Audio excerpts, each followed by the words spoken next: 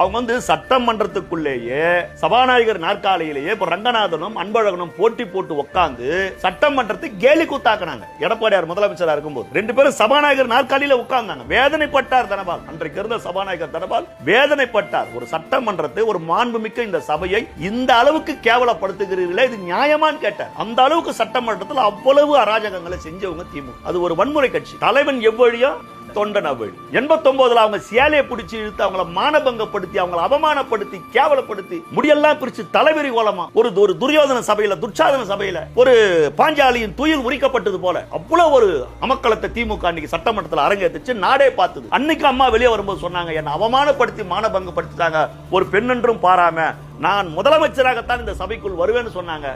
செய்து காட்டு. ஆக திமுக திருந்தாது. வன்முறையும் திமுக என்பது ஒட்டி பிறந்தது. பிரிக்கவே முடியாதது என்னவோ திமுகவும் வன்முறையும். ஏன் சார் திருந்தவே மாட்டாங்க? திருந்த மாட்டாங்க சார். அவங்க திருந்த மாட்டாங்க. அவங்களுடைய ஜீன் அது, அவங்க டிஎன்ஏ. அவங்க திருந்தவே மாட்டாங்க.